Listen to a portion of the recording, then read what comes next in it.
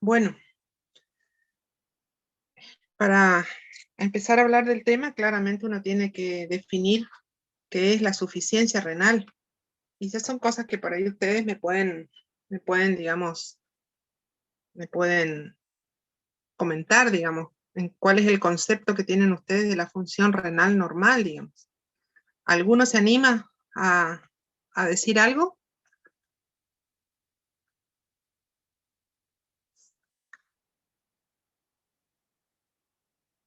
¿Para qué nos sirve El el riñón? filtrado sanguíneo.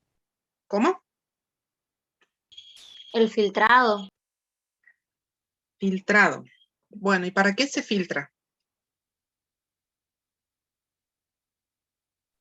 Sería una manera de eliminar desechos, vamos a decir así, de la sangre. Bueno, o sea, podemos decir excreción de, de metabolitos que no necesitan ser retenidos. ¿Qué otra cosa más?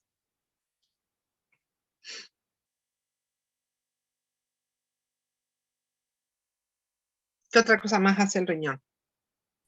El equilibrio El control de la hidroelectrólico. tensión arterial mediante el sistema renina-angiotensina-aldosterona. El equilibrio Bueno. ácido-base. Equilibrio ácido-base, control de la homeostasis La presión. desintoxicación y la eliminación de desechos. Bueno. Bien. Y todavía quedan las funciones hormonales, ¿no? ¿Recuerdan las hormonas que por ahí tenemos a nivel del riñón? Sí, eritropoyetina. Eritropoyetina, metabolismo de la vitamina, o sea, última etapa de del metabolismo o de la formación de la vitamina D activa, ¿no? Bueno, entonces, partiendo de que conocemos un órgano que es vital, ¿no? Porque si no tenemos la regulación del líquido, la regulación de los electrolitos y del estado ácido-base, vamos a tener serios problemas para la estabilidad del individuo. Vamos a definir lo que es la insuficiencia renal, digamos. Aguda estamos hablando en este momento. Entonces, la vamos a definir como un síndrome clínico secundario a múltiples etiologías, en donde lo que tenemos es un deterioro brusco de la función renal que se expresa por un aumento de la concentración de los productos nitrogenados en la sangre. Entonces, aquí viene otro concepto, digamos, o sea, ¿cuál es la concentración normal de los productos nitrogenados en la sangre? ¿Qué dicen? ¿Cuáles son esos productos?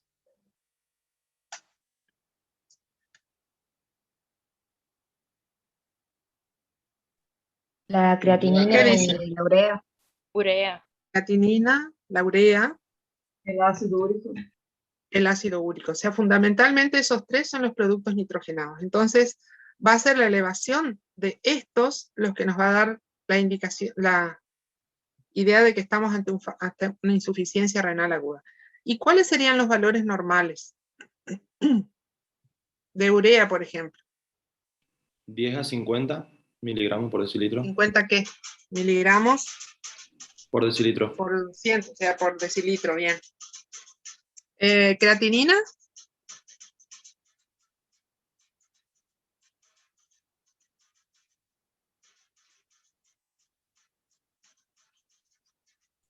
(0,8 a 1,2). Bueno, 0,8 a 2,2 a 1,2. Y la expresión en, digamos, la dosificación, ¿cuál sería? Miligramos decilitro, gramos litro, ¿cómo le ponemos? Miligramos decilitro. Miligramos decilitro. Bien. Por ahí el ácido úrico no se lo tiene tan en cuenta para esta situación de insuficiencia renal aguda. Entonces, ¿cómo vamos a definir a esta insuficiencia renal? Partiendo de esos valores que ustedes han dicho, elevación brusca de la creatinina por encima de 2 miligramos decilitro. Si ustedes recuerdan, en realidad por encima, cuando comienza a elevarse por encima de 1,2 miligramos decilitro la creatinina, ya comenzamos a tener una disminución del filtrado glomerular o del clearance de creatinina. Entonces, ya hablamos de insuficiencia renal cuando tenemos elevación importante, más de 2 miligramos de decilitro. Cuando tenemos una creatinina previa, en donde hemos visto que en 48 horas ha duplicado sus valores, y cuando ha habido duplicación, digamos, incremento en un valor superior al 50% del valor inicial. Estos datos así suelen ser un poquito poco precisos, digamos. Por eso es que vamos a ver que hay criterios que son los que se utilizan actualmente en forma internacional para definir la insuficiencia renal aguda. Siguiendo con lo que les decía, incremento de la creatinina 0,5 miligramos de decilitro cuando la creatinina basal es menor a 2,5, e incremento de mayor al 20% si la creatinina es mayor al 2,5. Aquí ya estamos hablando que si tenemos estas creatininas, estamos hablando de una persona que ya tiene un fallo renal crónico sobre el cual se impone un fallo renal agudo, ¿no? Como les decía, hace unos años se han elaborado estos criterios que se utilizan, digamos, en conjunto para definir lo que es la insuficiencia renal aguda. Los criterios RIFLE, en donde considera, RIFLE viene de las siglas acá de riesgo, injuria, falla, pérdida o, digamos, deterioro, y ya directamente insuficiencia renal crónica, ¿no? Estadio final sería. Entonces, estos estadios RIFLE, fíjense que evalúan un poquito lo que les decía recién, agregando el hecho de que nos pone la diuresis. Entonces, decimos que un paciente está en riesgo cuando un incremento de la creatinina sérica por 1.5, o sea, el valor inicial por 1.5, o una disminución de más del 25% del filtrado glomerular. Entonces, partiendo de un filtrado glomerular que puede ser estimado por creatinina previa o laboratorio previo, ha disminuido en más del 25%. ¿Recuerdan cuál es el filtrado glomerular normal?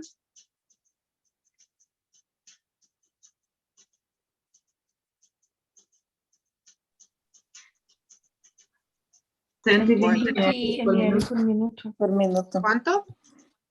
120. Bueno, de 90 a 120 en realidad mililitros por minuto, ¿no? Entonces, cuando tenemos esta situación de riesgo, se coexiste, digamos, con una disminución del ritmo diurético a menos de 0,5 mililitros por kilo durante por lo menos 6 horas. Esto sería el primer grado de disfunción, que sería el riesgo. Injuria, que es el siguiente, es cuando ya tenemos un aumento de la creatinina por 2 del valor basal o una disminución de más del 50% del filtrado glomerular.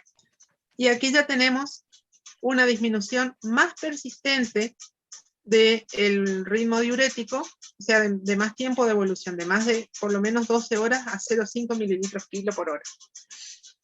Cuando hablamos de falla, ya la creatinina se multiplica por 3, o sea, si tenemos 1.1 de creatinina basal, sería por 3, estaríamos en 3 de creatinina, o ya el filtrado glomerular ha disminuido más del 75%.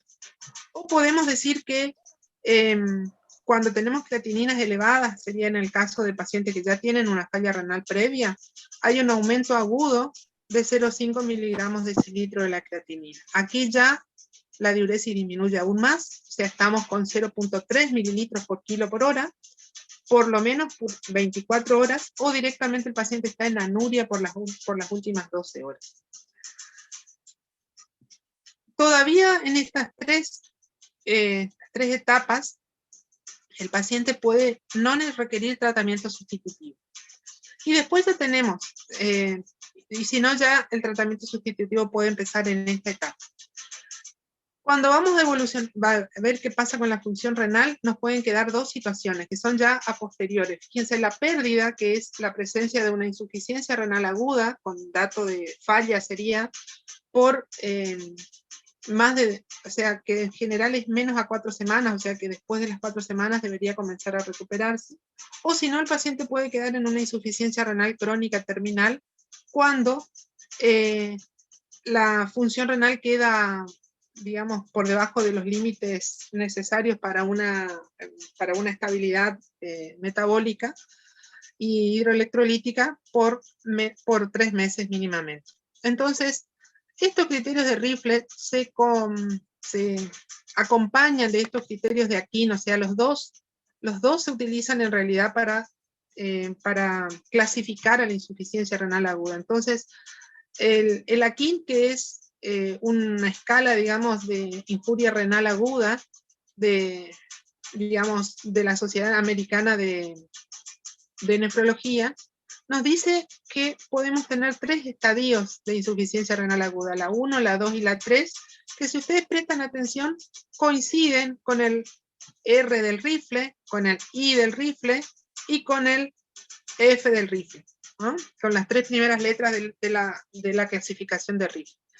Entonces, el estadio 1, incremento de la creatinina por 1.5 a 2, y la oliguria o la disminución del ritmo diurético por más de 6 horas a 0,5 mililitros kilo hora. El 2, cuando ya tenemos el incremento de la creatinina por 2 o por 3, y la oliguria está por más de 12 horas. Y el 3, cuando ya tenemos el aumento de la creatinina por 3, o una creatinina, digamos, en un paciente con creatinina de más de 4 miligramos de decilitro, un aumento agudo de 0,5 m. O requerimiento de terapia de sustitutiva renal, en donde tenemos una oliguria a 0,3 mililitros kilo hora por un día, o directamente anuria por 12 horas. Entonces, vayamos a ver la parte de la epidemiología. En realidad, es bastante difícil conocer la epidemiología porque muchas veces lo que podemos rescatar, digamos, son los pacientes que han llegado a diálisis, entonces quedan afuera un gran número de pacientes que no han sido clasificados como tal.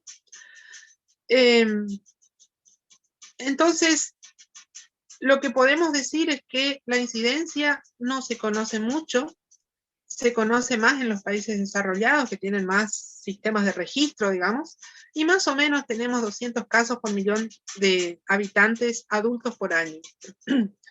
En lo que respecta a nuestro país, la insuficiencia renal aguda complica entre el 20%, en realidad esto es un poquito más incluso, entre el 5 y el 30% de los ingresos hospitalarios. Se presenta hasta en un 30 a 40% de los pacientes internados en unidades de cuidados intensivos, y es más común de ver en pacientes mayores de 60 años.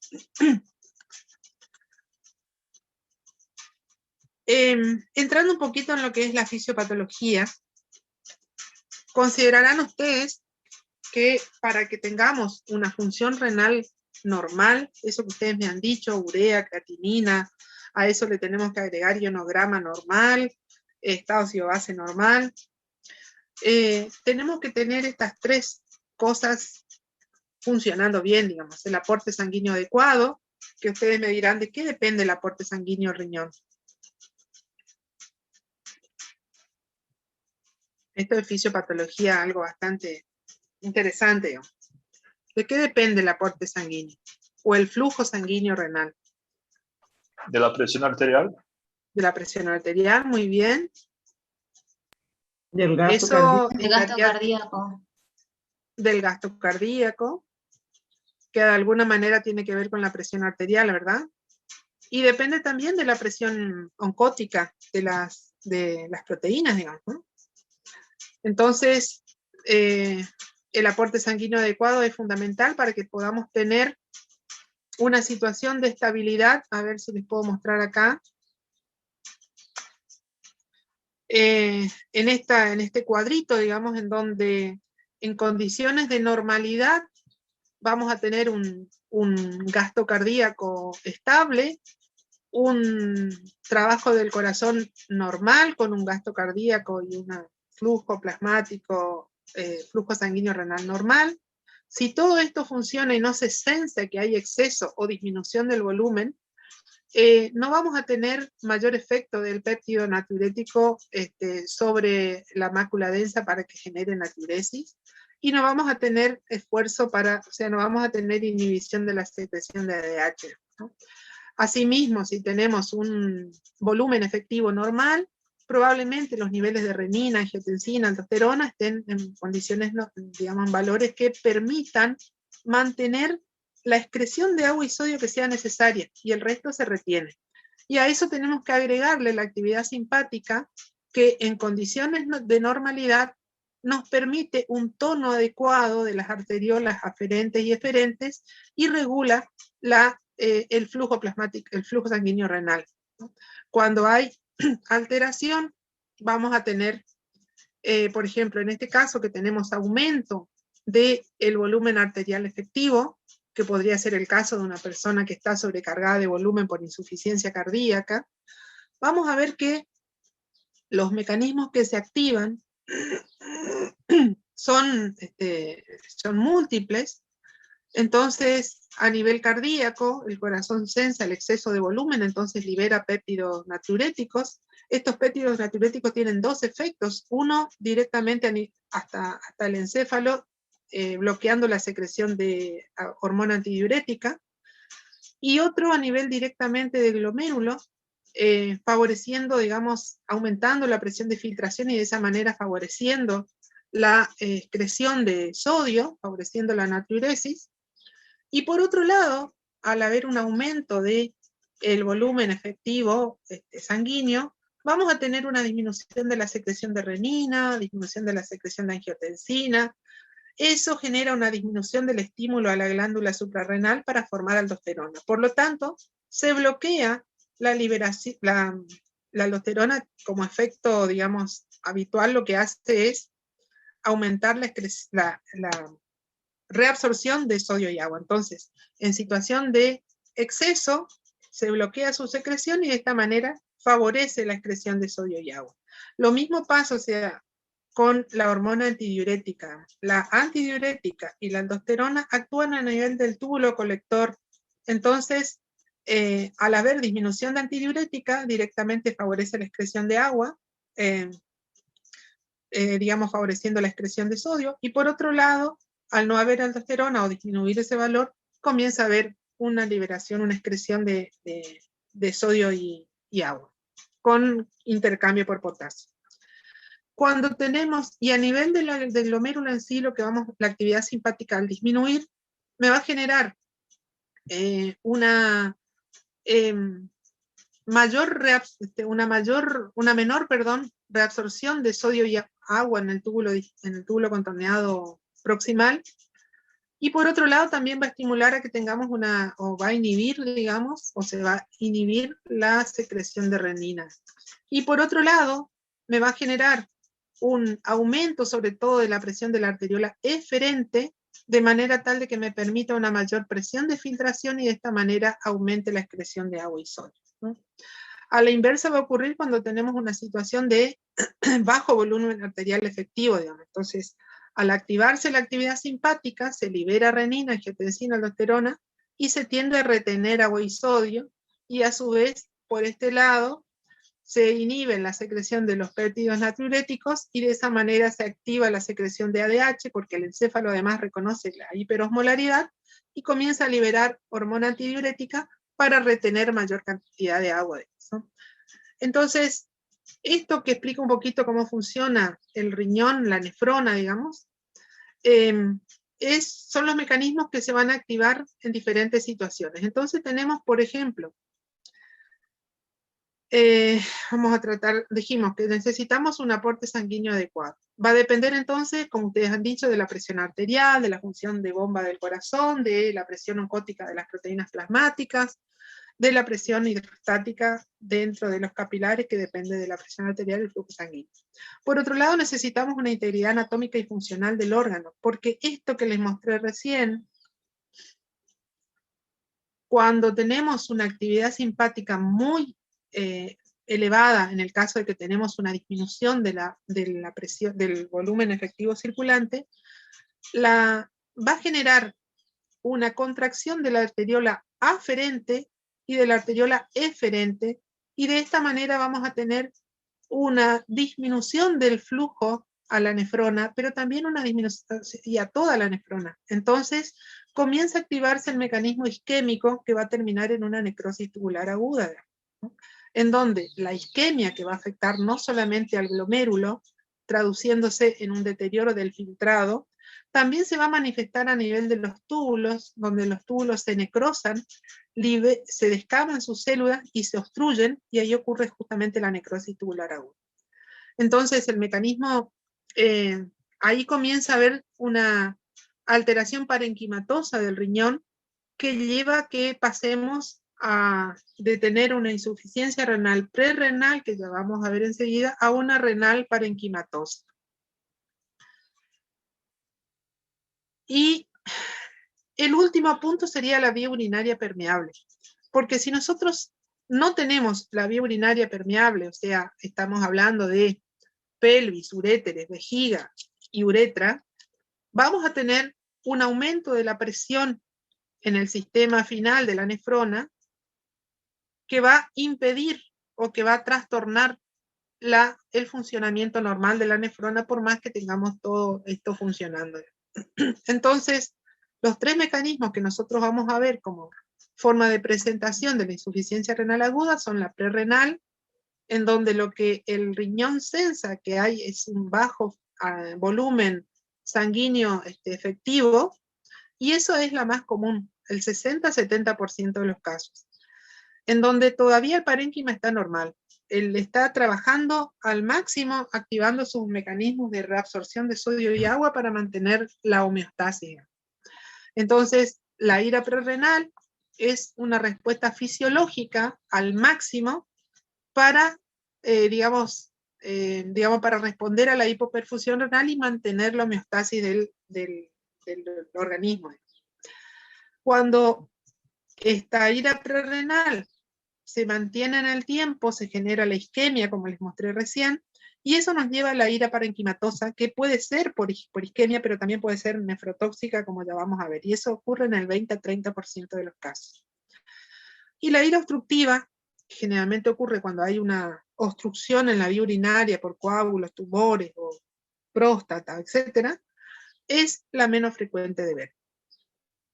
Entonces, otra cosa que hay que tener en cuenta para entender por ahí cómo funciona esto es la capacidad que tiene nuestro riñón de mantener, un flujo sanguíneo renal estable en valores amplios de presión arterial. Entonces, cuando estamos con una presión tan variable como 80 de sistólica hasta 200, el flujo sanguíneo renal se mantiene más o menos estable entre 1 y 1.5 litros minuto, ¿no? Por lo tanto, tenemos la capacidad de autorregulación que tenemos es muy amplia, digamos. Tiene que haber un deterioro, imagínense ustedes, bastante marcado, con una situación de shock, para que comencemos a tener una hipoperfusión renal que me lleve a la necrosis de los túbulos o a la insuficiencia renal parenquimatosa. Entonces, en condiciones normales, entonces, si tenemos un volumen circulante eficaz, normal, todo va a funcionar normal, ¿no? Si ocurre, por ejemplo, esta situación en donde el riñón sensa que el volumen circulante eficaz está disminuido, supónganse la situación en que una persona sale a correr y transpira mucho,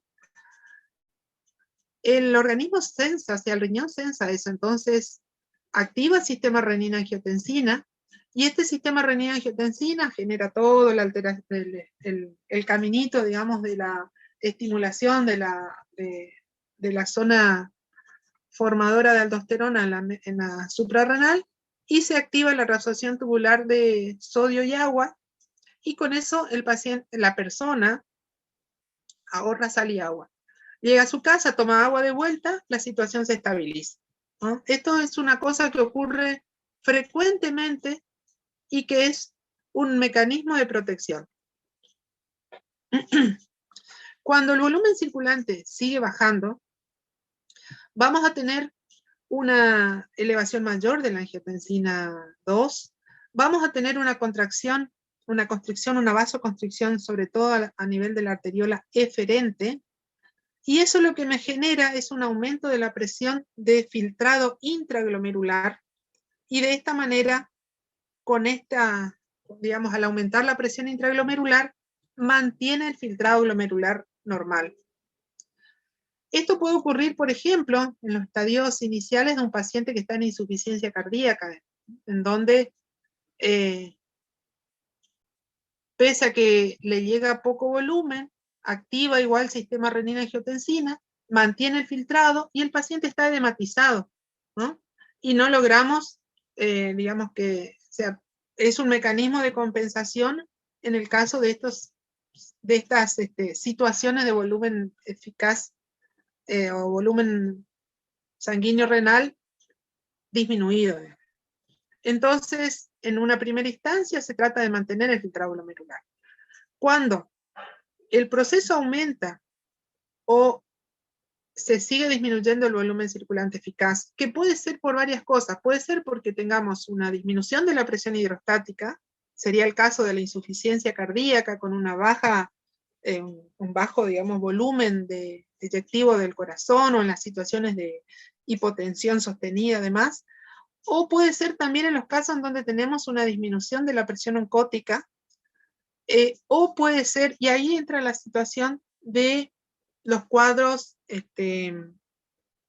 como por ejemplo la cirrosis o la hipertensión portal, en donde lo que tenemos es una gran vasodilatación por la liberación de óxido nítrico a nivel del sistema espláncnico, pero tenemos vasoconstricción de la arteriola aferente, que me lleva a que tengamos una disminución del filtrado glomerular y comienza a elevarse la creatinina. Es lo que ustedes conocen o habrán estudiado en algún momento como los síndromes hepatorrenales relacionados con los síndromes, con la hipertensión portal y la insuficiencia hepática. Entonces, en el estadio más avanzado, tenemos una gran liberación de angiotensina, tenemos una intensa vasoconstricción periférica, que me genera, un hipoflujo generalizado, y tenemos contracción vasoconstricción de esta arteriola aferente. Entonces, ¿qué se intenta hacer con esto? Digamos, ¿qué es lo que intenta hacer el organismo? Y tratar de proteger el estado hemodinámico global. Pero claramente el riñón entra en hipoperfusión, y de mantenerse esta situación, seguro que vamos a ir a la necrosis tubular, ¿no? Entonces, es un juego muy interesante. Acá también tienen que tener en cuenta ustedes que, por ejemplo, los AINES, que es una de las causas más comunes de necrosis tubular aguda, lo que hacen es inhibir la síntesis de prostaglandinas. Y las prostaglandinas actúan a nivel de la arteriola aferente, generando vasodilatación. Entonces, cuando se consumen AINES y se genera la nefropatía por AINES, no hay síntesis de prostaglandinas, se bloquea, o sea, se vasocontrae de manera exagerada la arteriola aferente, y ahí comienza el daño renal por los AINES. Entonces, cuando estamos ante una situación de fracaso renal agudo, vamos a tener tres situaciones. La prerrenal, que hemos visto que es un mecanismo de defensa, en realidad, que se sale de control por la hipoperfusión, que en general la resolución es mejorar la perfusión, básicamente. El renal, que sería el más complejo, en el sentido de que tiene varias causas, ¿no? Porque puede ser una lesión glomerular, entonces que me afecta el capilar, que me genera una vasculitis.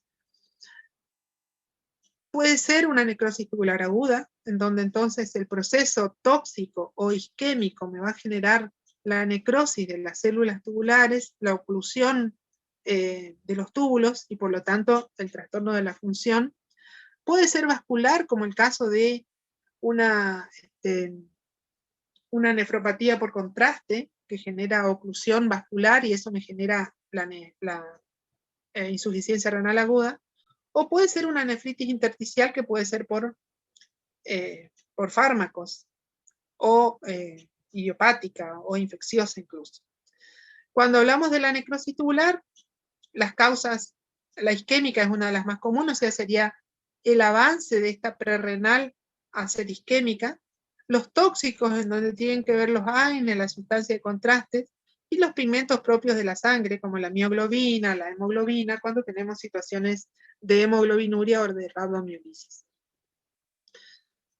Entonces, hablando de un poco de etiologías con respecto a la insuficiencia renal prerrenal, disminución del volumen intravascular efectivo, entonces pérdidas reales, como puede ser una diarrea, puede ser vómitos profusos, quemaduras, uso exagerado de diuréticos, hemorragias, puede ser por redistribución en el caso del síndrome nefrótico, disminución de la presión oncótica, pancreatitis, aumento del tercer espacio, puede ser por reducción del gasto cardíaco, en donde acá la causa más común es la insuficiencia cardíaca congestiva, pero bueno, tenemos casos en donde el paciente evoluciona a un shock cardiogénico, un YAN masivo que evoluciona a shock, arritmias sostenidas, sobre todo acá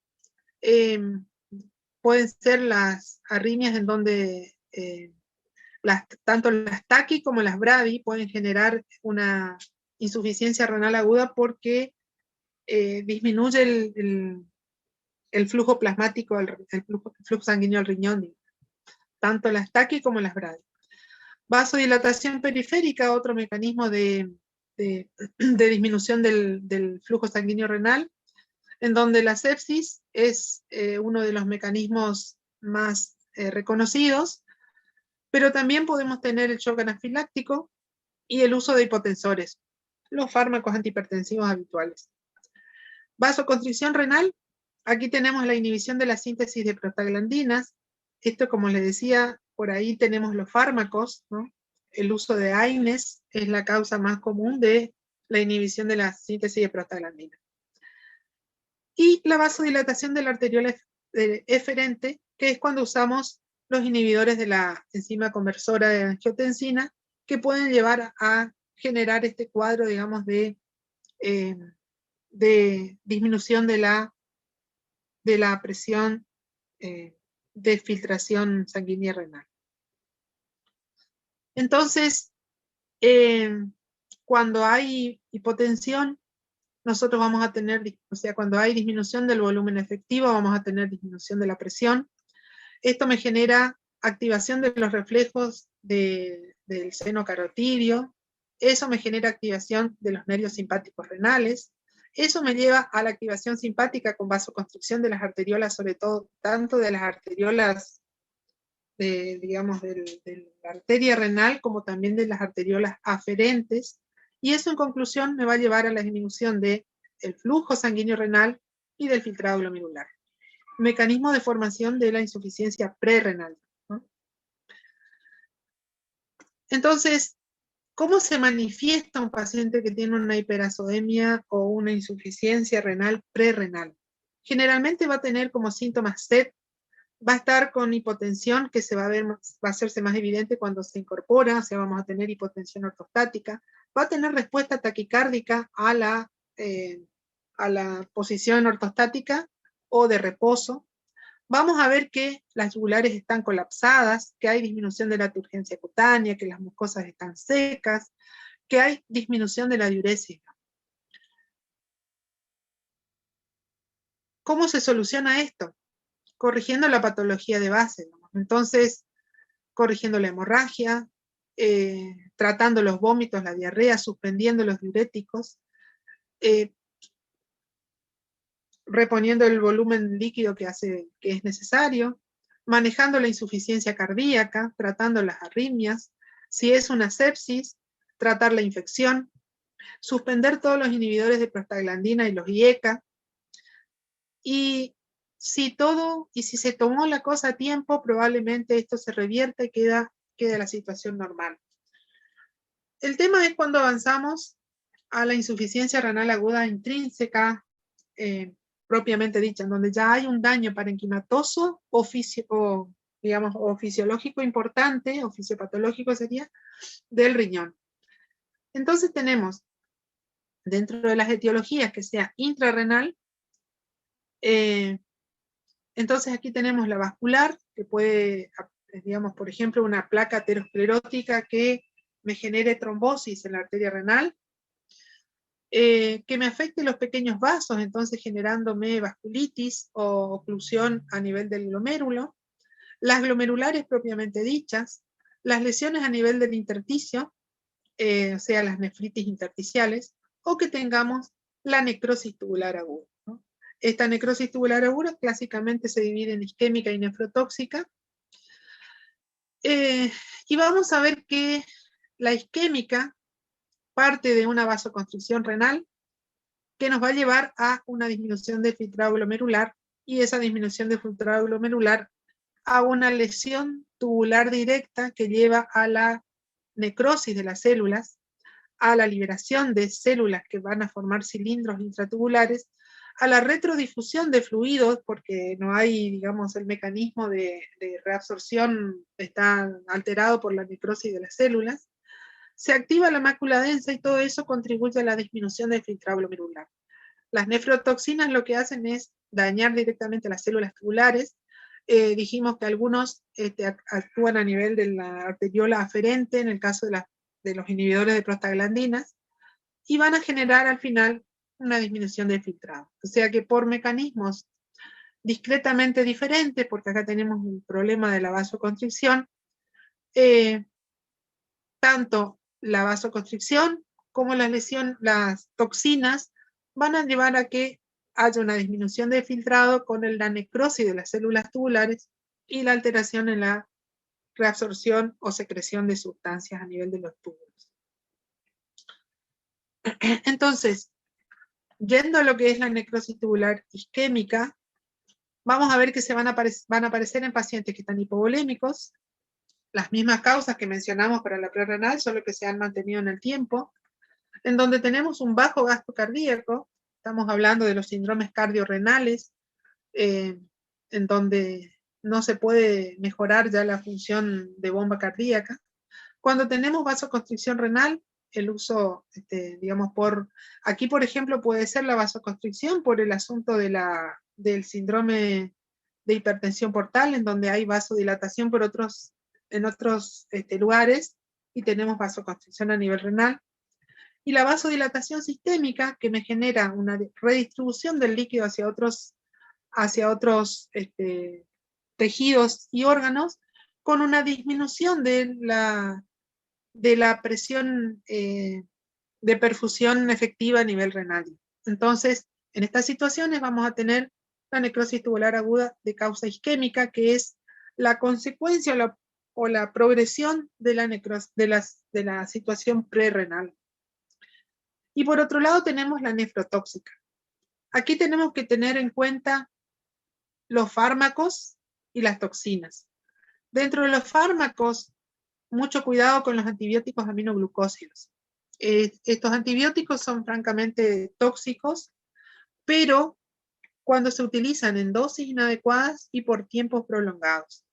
Entonces, siempre que se va a utilizar estos antibióticos, que son muy útiles para bacterias gram negativas sobre todo, tenemos que tener cuidado de evaluar la función renal previa de los pacientes. Entonces necesitamos una creatinina previa para saber cómo está funcionando, y adecuar la dosis a la situación real del paciente, digamos, y monitorear la función. Entonces, estos pacientes no deberían estar más de 7 días medicados sin tener un control de laboratorio en donde se pida la creatinina sérica. Los otros fármacos nefrotóxicos por naturaleza son los medios de contraste. Entonces, en general, ustedes ya habrán escuchado alguna vez que siempre que tenemos creatinina por encima de 2 miligramos en cualquier paciente, digamos, hay que tener mucho cuidado, o hasta incluso se contraindican los estudios contrastados para evitar justamente la necrosis tubular aguda. Y después los fármacos antineoplásicos, tratamiento de los cánceres. Hay muchos fármacos que tienen efecto tóxico a nivel del riñón, pudiendo generar una necrosis tubular aguda. Y después de las toxinas endógenas, la mioglobina, la hemoglobina, y menos frecuentemente llegamos a, digamos, depósito tubular de ácido úrico, en los casos de pacientes gotosos muy descontrolados. El ácido úrico puede generar, digamos, puede verse, digamos, una nefropatía por ácido úrico con necrosis tubular en los pacientes que hacen el síndrome de lisis tumoral, en donde hay una destrucción rápida de grandes cantidades de células que liberan gran cantidad de ácido úrico a la sangre. Entonces, los aminoglucósidos se acumulan en la corteza, dañan el túbulo proximal, y luego de 7 a 10 días de inicio del tratamiento vamos a ver la falla. Entonces, les decía lo importante del seguimiento de la dosis adecuada y del seguimiento con creatinina en estos pacientes. Medios de contraste no se ven en el momento, se ven 24 a 48 horas después. Muchas veces esta situación uno la previene, o sea, la prevención de la nefropatía por medios de contraste se hace con una adecuada hidratación, o sea, con una sobrehidratación en realidad previa al uso del contraste endovenoso, y se mantiene esa sobrehidratación por 6 a 12 horas después. Con eso es como que favorecemos, digamos, la diuresis, y que con eso se haga el arrastre de la sustancia de contraste y se evite la nefropatía por contraste. Fíjense que de estos pacientes, un porcentaje muy pequeño requieren la terapia sustitutiva renal y muy poquitos progresan a insuficiencia renal crónica. En general se recuperan. Pero bueno, hay medidas bien demostradas y comprobadas de prevención de esta nefropatía, y sobre todo hay normas claras de no usar contrastes yodados, sobre todo con pacientes que tienen alteración de la función renal previa. Hay medios de contraste de bajo peso molecular, no yodados, que se pueden utilizar en reemplazo. Entonces, lo que ocurre en una necrosis tubular es que tenemos lesión en estas células tubulares. Esta lesión puede ser irreversible, entonces hay necrosis, eso es lo que genera la liberación de las células a la luz y la oclusión. Pero por otro lado también hay cierto grado de lesión que es reversible, entonces vamos a tener la exfoliación, la obstrucción, la disminución del filtrado y después la recuperación, ¿no? Habitualmente, por suerte, pasa esto. Entonces tenemos una lesión que genera la liberación, la caída de las células al túbulo, los obstruye, disminuye a niveles muy, digamos, mínimos el filtrado glomerular. Eso genera una respuesta inflamatoria, ¿no?, donde hay migración, proliferación celular, y posteriormente hay una recuperación. ¿Cómo vamos a ver nosotros la evolución de una necrosis tubular aguda? Vamos a ver que tenemos una fase de inicio, es aquella fase en donde el paciente está expuesto a la noxa. La agresión puede ser física, o sea, la hipoperfusión, química, un tóxico, o biológica, una toxina endógena, y ese lapso varía de 1 a 3 días. Después es donde comienza el problema. Después tenemos una fase de mantenimiento, en donde se establece la lesión parenquimatosa propiamente dicha, y donde vemos que rápidamente cae el filtrado glomerular y queda en una situación de 5 a 10 mililitros minuto, por un tiempo que puede variar de generalmente días a una semana, 10 días, y después en general aparece la fase de recuperación, en donde el paciente comienza a recuperar primero la diuresis. Entonces lo que uno nota es que empieza a orinar muchísimo, comienza a estar poliúrico, y eso se conoce con el nombre de poliuria de recuperación, en donde lo primero que aparece justamente es la poliuria, y posteriormente comienza el descenso progresivo de la urea y de la creatinina. En esta fase de recuperación es muy importante la hidratación adecuada, porque estos pacientes están orinando 3, 4, 5 litros por día, y uno debe aportarle la misma cantidad de líquido por vía oral o endovenosa para que mantengan el equilibrio, porque si no, sobre esa fase de recuperación de la necrosis tubular aguda se sobreimpone una situación, digamos, de prerrenal de vuelta, con lo cual puede perpetuarse el proceso. Entonces, en esta fase de recuperación, lo ideal es que el paciente esté poliúrico, porque eso nos permite manejar, digamos, al paciente. Si el paciente se queda oligúrico o oligoanúrico, vamos a tener que recurrir seguramente a algún método de sustitución renal, ¿no? Entonces, en la mayoría de los casos, en 4 semanas se resuelve, pero en algunos casos demora hasta 3 meses. Recuerden ustedes que en la escala Rifle decíamos que falla aguda era hasta 4 semanas, y cuando era más de 12 semanas ya hablábamos de enfermedad de que quedaba con un fallo crónico. Entonces, en general, en 4 semanas el paciente resuelve la situación, vuelve a valores previos a la situación, al evento. Y después tenemos la etiología posrenal. La etiología posrenal es claramente obstructiva, entonces puede ser a nivel del uréter, un coágulo, un cálculo, una compresión extrínseca, una sección de los uréteres, suele ser complicaciones de cirugías ginecológicas, que tengamos una obstrucción del cuello de la vejiga, ya sea un espasmo, ya sea cálculos, sangrado nuevamente, que tengamos estenosis o fimosis a nivel uretral. Y acá me queda en la vejiga la hiperplasia prostática, que me va a generar una estenosis de la uretra prostática. Entonces, ¿cómo se va a presentar un paciente con insuficiencia posrenal? Y generalmente va a presentar dolor a nivel del hipogastro, a nivel de los flancos, puede ser a nivel lumbar, que me va a indicar que hay distensión aguda de la vejiga o de los sistemas colectores, sea urétero, pelvis y uréteres, o que hay una distensión de la cápsula del riñón por la obstrucción. Dolor cólico tipo cólico renal, entonces que comienza en la región lumbar y irradia flanco hasta la zona inguinal.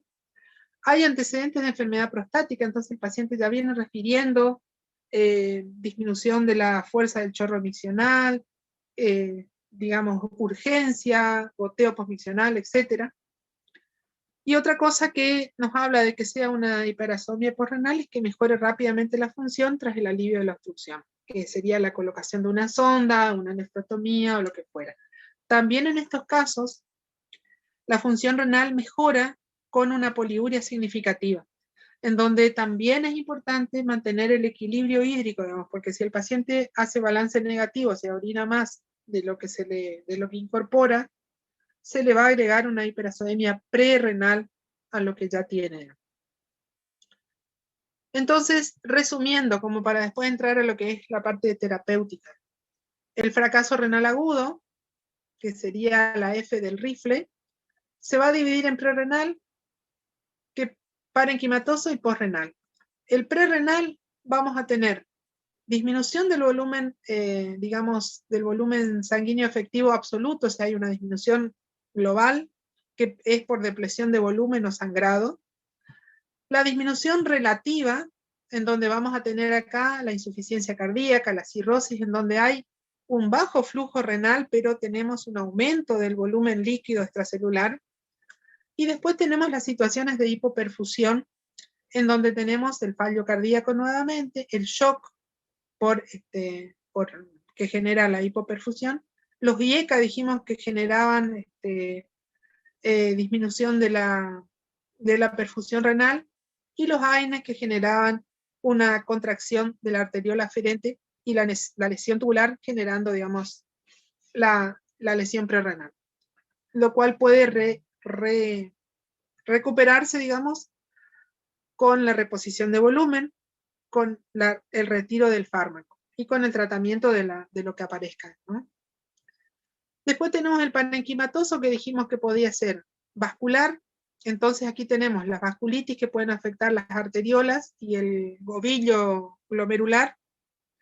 La hipertensión maligna, en donde tenemos una vasoconstricción severa, la oclusión y acá entra la hipertensión asociada a estenosis de las arterias renales, y la oclusión de vasos por ateromas, digamos, que sería trombosis de la arteria renal, como causas comunes. La glomerular entonces la glomerulonefritis, yo creo que ustedes ya tuvieron la clase de glomerulonefritis, y la intersticial, que puede ser la necrosis tubulointersticial aguda, puede ser por fármacos, puede ser por sustancias endógenas, por antibióticos, puede ser por infiltración, y aquí tenemos, por ejemplo, la infiltración por el ácido úrico, puede ser por infiltración tumoral, en donde en realidad se comportan más de forma subaguda, digamos, ¿no? Y la necrosis tubular aguda, que como vimos puede ser isquémica, progresión de la prerrenal, o puede ser tóxica por fármacos o por pigmentos o proteínas endógenas. Y la posrenal, que es un problema urológico, ginecológico, porque las pelvis congeladas, por ejemplo, de los cánceres de cuello uterino o de ovario pueden dar esta manifestación, o los casos raros de fibrosis retroperitoneal. Entonces, ¿qué debemos investigar en un paciente que tiene insuficiencia renal aguda? Como siempre, nos basamos en la historia clínica, en la exploración física. ¿Qué datos investigar? Si tenemos laboratorios previos de función renal, ¿no? El paciente los suele traer, o si no, bueno, se le interroga a ver si es que ha tenido algún control previo. Si tiene, hay que ver desde cuándo viene con un ascenso de los productos nitrogenados en sangre. Hay que averiguar el volumen urinario y si ha disminuido en el último tiempo. Hay que ver si tiene antecedentes recientes de cirugía. Por ejemplo, es común en las obstructivas que encontremos una cirugía ginecológica en el último tiempo, en las últimas semanas en realidad. Es importante averiguar si ha tenido episodios hipotensivos sostenidos, porque eso actuaría como un factor isquémico. Si ha tenido infección, o sea, infección grave, digamos, con fiebre, con internación, con deterioro marcado del estado general. Si ha tomado fármacos y cuáles son y en qué dosis. Y aquí entran, como habíamos visto, los antibióticos, los nefrotóxicos, los AINES, y ahí es muy interesante cómo la gente omite y no le da importancia al consumo de aspirina, por ejemplo, que es uno de los AINES que más daña al riñón. Entonces esto hay que interrogarlo y volver a interrogarlo. Hecho este interrogatorio exhaustivo, uno va a pedir un laboratorio. En el laboratorio pedimos siempre el hemograma, la glucemia, el hepatograma, pero nos importa desde el punto de vista renal la urea, el BUN, que es una expresión, digamos, de los productos nitrogenados, es la forma en que en el hemisferio norte sobre todo se expresa la urea, y la creatinina. Hay que pedir un análisis de orina. El análisis de orina es el sedimento urinario y la tira de orina para ver pH, densidad, y los demás componentes. Y hay que hacer los índices de insuficiencia renal. Estos índices de insuficiencia renal son la excreción fraccional de sodio. Esta excreción fraccional de sodio, por suerte hay calculadoras que uno pone en el internet, digamos, y aparece la calculadora en diferentes páginas, y uno ingresa los datos y sale el resultado, porque si no es bastante engorroso hacerlo. La excreción fraccional consiste en esta fórmula, vemos que es el sodio urinario por la creatinina plasmática dividido el sodio plasmático por la creatinina urinaria. A eso se le multiplica por 100, y si el valor nos da menos de 1, o sea, significa que está reteniendo todo el sodio que puede el riñón, me indica que es una insuficiencia prerrenal, y si tiene una excreción fraccional mayor a 2, significa que la capacidad de los túbulos para reabsorber está deteriorada grandemente, y entonces estamos hablando de una insuficiencia renal intrínseca, de un fallo renal intrínseco. La otra es la concentración, o sea, es pedir el ionograma urinario. Normalmente tenemos una excreción de sodio entre 20 y 40 miliequivalentes por litro, depende de la ingesta de sodio, digamos, de la persona. Cuando tenemos una disminución por debajo de 10, significa nuevamente que está reteniendo todo lo que puede el riñón, y eso me indica que es prerrenal. Y si tenemos una excreción urinaria de más de 20, significa que la capacidad de reabsorción de los túbulos está deteriorada, entonces está eliminando todo lo que recibe. Entonces menos de 10, más de 20. Después tenemos la densidad urinaria, eso nos muestra la tirita en orina, ya nos dice la densidad. Entonces la densidad urinaria, como ustedes recordarán, va desde 1010 a 1030. Entonces cuando tenemos una densidad urinaria mayor a 1018 o cercana a 1030, habitualmente un paciente viene con la densidad máxima 1030, es prerrenal. Significa que está reteniendo, que está mandando una orina lo más concentrada posible, que está reteniendo todo el agua que puede. Y si tiene una densidad urinaria baja, generalmente menor a 1010, 1012, significa que no está concentrando nada, digamos, está mandando agua sin mandar solutos. El otro índice que se utiliza es este índice de insuficiencia renal, que consiste en poner en el denominador el sodio urinario y en el denominador la relación entre la creatinina urinaria dividido la creatinina plasmática. Ese índice de insuficiencia renal, nuevamente, si me da más de 1, significa que está guardando todo lo que puede, porque está, digamos, le está faltando líquido, y si le da más de 1 es porque estamos en un fallo renal intrínseco.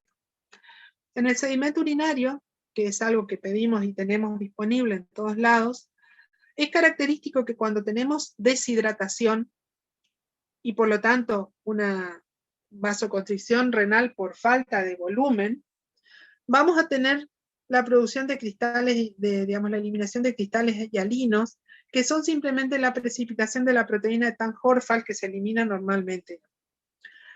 Y cuando tenemos una necrosis tubular aguda, o sea, una insuficiencia renal intrínseca, ya estos cilindros se convierten en granulosos, entonces ya no solamente tienen esta proteína, sino también tienen células descamadas. Entonces, realizar estos índices implican que tenemos que tener el dosaje de, o sea, por empezar que el paciente tiene que orinar algo, ¿no? Porque fíjense, nos está pidiendo sodio y creatinina de orina. Y por otro lado que tenemos que tener disponible en el lugar donde estamos trabajando la posibilidad del dosaje del ionograma en orina, que no siempre está disponible. Nosotros acá en nuestro hospital se puede hacer, pero es una técnica que aparentemente es engorrosa y el bioquímico en general evita hacerla, pero se puede hacer.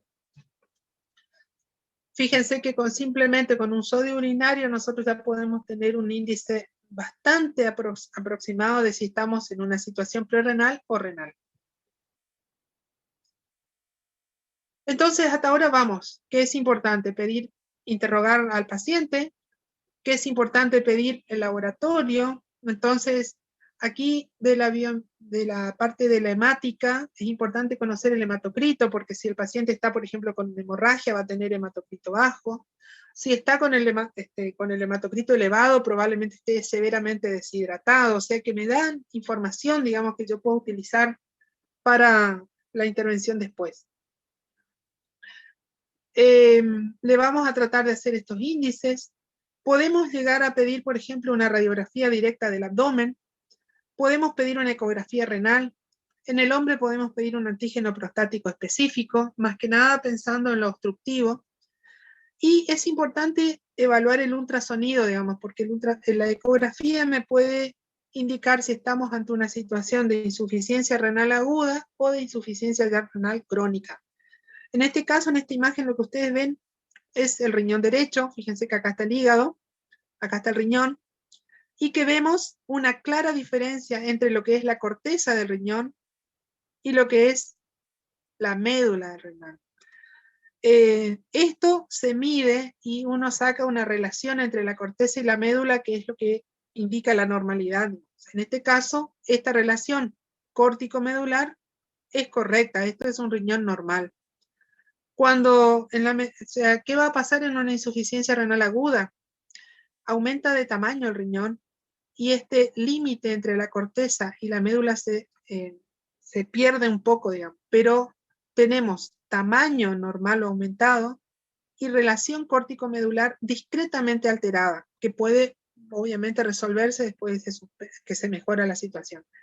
En el caso de la insuficiencia renal crónica, ocurre esto. Fíjense que el riñón está en esta zona, no se puede diferenciar, acá están los bordes, pero no se diferencia corteza de médula, y si uno pudiera medir, seguramente en este caso no tenemos la medición, pero francamente estos riñones están disminuidos de tamaño.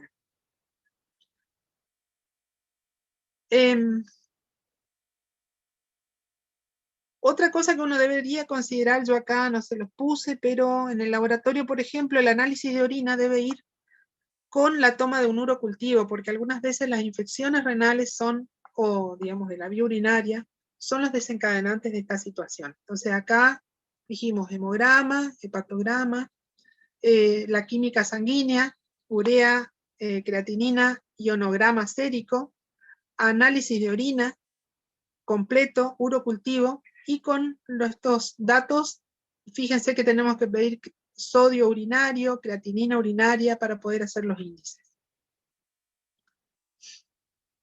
¿Qué puede pasar con una insuficiencia renal aguda? Vamos a tener complicaciones. Estas complicaciones son importantes de tenerlas en cuenta porque vamos a ver que son las que después nos van a dar a nosotros la indicación o nos van a dar la pauta de la intervención que debemos hacer. Y tienen que ver con la función del riñón que nos está llevando a cabo. Entonces, dentro de las metabólicas, generalmente podemos tener hipercalemia, podemos tener acidosis metabólica, podemos tener hiponatremia. Estas son algunas de las complicaciones que llevan a, por ejemplo, la indicación de la diálisis cuando no tenemos respuesta con medidas digamos, que no sean la diálisis. Dentro de lo cardiovascular, sobre todo la sobrecarga de volumen, el edema agudo de pulmón, la aparición de arritmias que tienen que ver con los trastornos hidroelectrolíticos, la presencia de pericarditis, que la pericarditis genera dolor torácico, genera un frote, y es una nos indica que estamos ante una situación de sustancias, de toxinas urémicas que pueden descompensar grandemente al paciente, y la presencia de hipertensión arterial no controlada. Acuérdense que este es un paciente que está oligoanúrico por lo menos. Dentro de los gastrointestinales es común que el paciente tenga náuseas y vómitos. Y acá, digamos, la acidosis metabólica da una clásica respiración de Kussmaul, entonces el paciente tiene disnea como manifestación, digamos, sin ningún hallazgo patológico al examen respiratorio. Solamente la taquipnea con hipernea. Y dentro de lo hematológico, depende de la evolución, podemos llegar a tener algún grado de anemia y de la causa. Entonces, cuando estamos ante una situación de insuficiencia renal aguda, tenemos que considerar estos 6 puntos, digamos. La urgencia vital, que es el tratamiento para evitar que el paciente se muera, ¿no? Donde si está hiperpotasémico, una hiperpotasemia que no responde a las medidas médicas para disminuir el potasio, es indicación de diálisis. Entonces, si tenemos hiperpotasemia, nosotros tenemos algunas opciones, digamos, de descenso de la presión del potasio en sangre, de los cuales uno de ellos es la nebulización con salbutamol, que en realidad lo que hace es pasar el potasio del extravascular al intravascular. La otra es la llamada solución polarizante, que consiste en pasarle una solución de dextrosa al 10 con 10 unidades de insulina, y eso también tiene el efecto de redistribuir potasio, o sea, lo mete del extracelular al intracelular, y puede estabilizar el cuadro mientras que el paciente se prepara para la diálisis. Y el otro punto que uno puede usar para tratar la hiperpotasemia es que no es para tratar la hiperpotasemia en sí, sino que es para estabilizar el miocardio, que es la administración de gluconato de calcio, que lo que hace es estabilizar la membrana del miocardiocito para evitar justamente las arritmias, digamos, severas que pueden aparecer. Entonces, si con esas medidas no se logra bajar el potasio, probablemente el paciente tenga que dializarse. La otra situación sería la acidosis metabólica severa. Otra situación que es factible de usar un tratamiento médico, como por ejemplo en la instauración, la infusión de bicarbonato. La infusión de bicarbonato, al elevar el pH, también me genera una disminución de la potasemia, o sea, me ayuda a bajar el potasio, pero recuerden que este paciente probablemente esté sobrecargado de volumen en esta situación de oligoanuria que tiene, y probablemente al agregarle bicarbonato de sodio, le agregamos sodio, y eso genera una mayor retención de líquido, y puede exacerbar un edema agudo de pulmón, que sí requiere la terapia con medidas de tratamiento sustitutivo renal. Entonces, estas situaciones, hiperpotasemia, sobrecarga de volumen con edema agudo de pulmón, acidosis metabólica, hiponatremia que no responde a las medidas médicas instauradas, requiere diálisis de urgencia. Entonces, esto es esta es las primeras medidas a realizar. Este paciente, como ustedes imaginarán, debe estar internado en la unidad de cuidados intensivos, debe tener una vía venosa central para manejo de la medición de la presión venosa central para poder manejar los líquidos y para poder pasar lo que habíamos dicho, digamos, o sea, el bicarbonato, para hacer el manejo de estas situaciones. Y si no funciona, debe dializarse. Y esto es rápido, esto es en horas. Entonces este es el punto más importante. Después tenemos que fijarnos cuál es la causa de la insuficiencia renal aguda, si es la insuficiencia cardíaca, si es el abuso de AINES, si fue el tóxico, etc. Y tratar de actuar corrigiendo la causa. Tratar de mejorar o eliminar todas las alteraciones funcionales renales, entonces tratar de manejar el medio interno, presión venosa normal, tratar de recuperar la diuresis.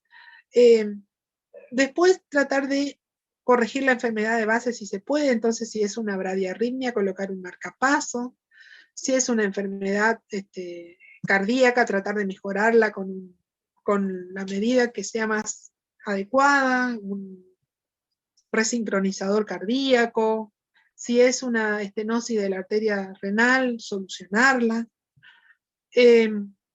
Evitar las complicaciones asociadas, como pueden ser las infecciones que puedan sobrevenir de los catéteres centrales. Establecer un soporte nutricional adecuado para evitar, digamos, contribuir a la recuperación de la insuficiencia renal. Entonces, esos serían los niveles de actuación en esta situación. Entonces, de este tratamiento inmediato, si no responde con las medidas iniciales, tiene que dializarse. Entonces, podemos dividir al tratamiento en tratamiento nutricional, en tratamiento médico y en tratamiento sustitutivo.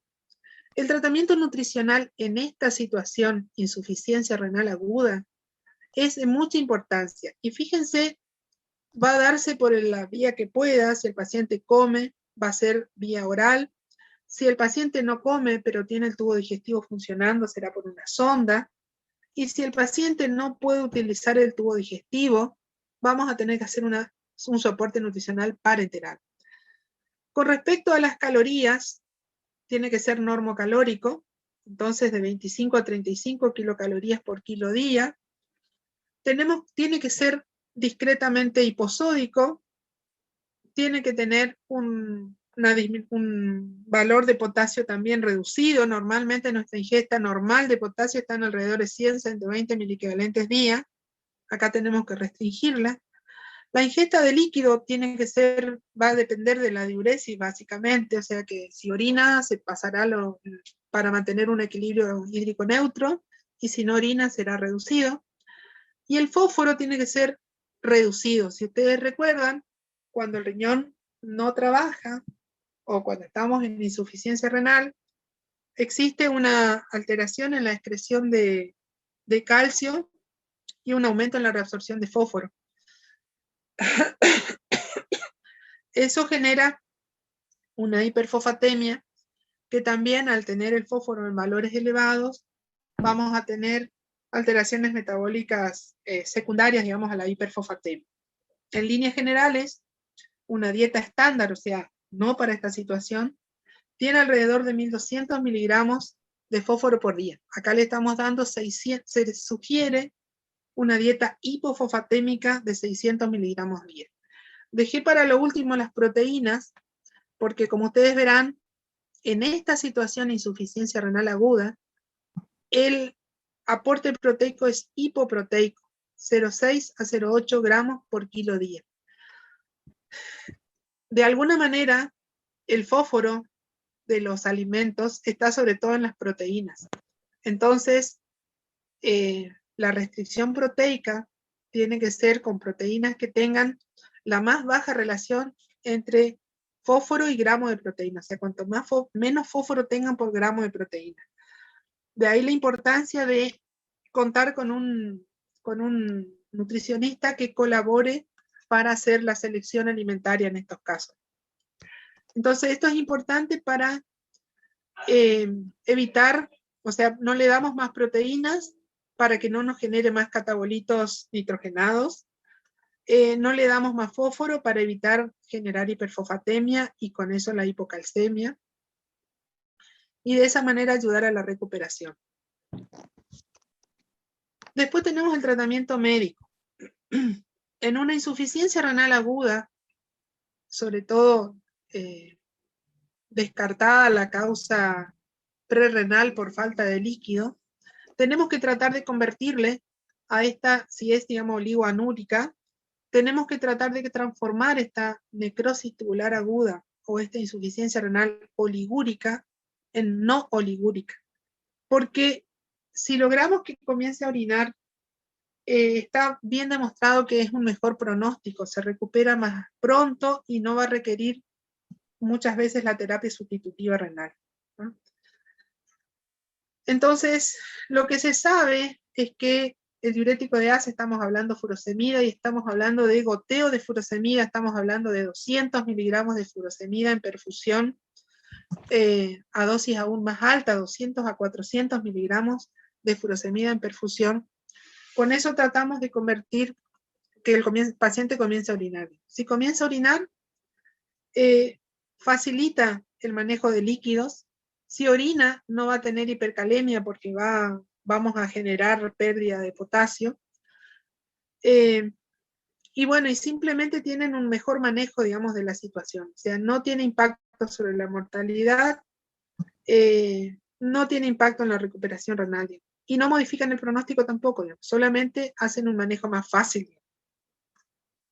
Entonces, siempre que estamos ante una insuficiencia renal aguda, en donde ya está claro que es una insuficiencia renal parenquimatosa, podemos probar en las primeras horas, luego de tener una buena PDC, de tener todas las otras cosas, digamos, el estado hídrico estabilizado, podemos probar con los diuréticos de ACE a ver si el paciente comienza a orinar.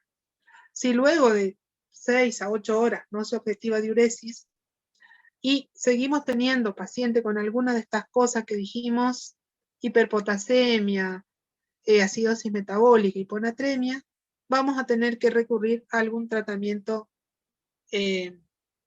sustitutivo. La otra cosa que está descripta que se utiliza es la dopamina, pero fíjense esto acá. La dopamina, ustedes habrán estudiado en cardio, digamos, dependiendo la dosis, a dosis bajas es vasodilatadora renal, entonces incrementa el flujo plasmático y el filtrado glomerular, y incrementa la excreción de sodio. A dosis de 5 a 10 gamas minuto, más o menos, tiene un efecto cardio inotrópico positivo, y cuando usamos en dosis alta tiene un efecto vasoconstrictor. Entonces, podríamos utilizar con una base fisiopatológica dosis bajas de dopamina para incrementar el flujo plasmático y de esa manera tratar de mejorar la situación. Se usaba, de hecho nosotros lo usábamos hace 20 años atrás, digamos, con beneficios, bueno, que en nuestra práctica por ahí era bueno, pero la evidencia, digamos, de grandes estudios ha demostrado que no tiene mayor beneficio ni en la mortalidad ni en la prevención del fallo renal, del fracaso renal definitivo, ni en la necesidad de diálisis, con encima la contra de que puede favorecer la aparición de arritmias, de isquemia intestinal y de otras efectos adversos. Entonces, si no nos queda otra, podríamos probar la dopamina 3 gamma kilo minuto, y si no, no tendría, digamos, no la tendríamos que usar. Entonces, si haciendo estas dos intervenciones médicas no tenemos respuesta, vamos a tener que recurrir a la diálisis. Y las indicaciones para diálisis en un paciente que tiene una insuficiencia renal aguda son estas. Entonces, que se mantenga la oliguria a menos de 200 mililitros por más de 12 horas, que tengamos una anuria por más de 12 horas, que el potasio esté por encima de 6,5 y que no mejore con las medidas que les mencioné hace un ratito, que el paciente tenga una acidosis con un pH menor a 7 y que no es factible o que ya se hizo la reposición de bicarbonato y no se logró mejoría, que la urea está por encima de 200, ese es un valor que nosotros nos fijamos mucho, siempre que la urea está por encima de 200, tiene indicación de diálisis. Obviamente que esté en edema agudo de pulmón, que esté en encefalopatía urémica, que tenga neuropatía urémica. La neuropatía urémica, si ustedes han estudiado diabetes en épocas antiguas, cuando tuvieron que andar conmigo en nutrición, deben saber perfectamente cómo es la neuropatía urémica. La neuropatía diabética es idéntica, o sea, en la sintomatología, se comporta con manifestaciones periféricas, parestesias, hiperalgesias, anestesias, temblores, y también con manifestaciones autonómicas. La pericarditis urémica, que es sobre todo se manifiesta con frote pericárdico y dolor torácico, y la hiponatremia severa. Estamos hablando de sodio que no mejora, que está por debajo de 120 mg/l. Estas serían las indicaciones de diálisis en una insuficiencia renal aguda de tipo parenquimatosa o obstructiva que no ha mejorado con la desobstrucción.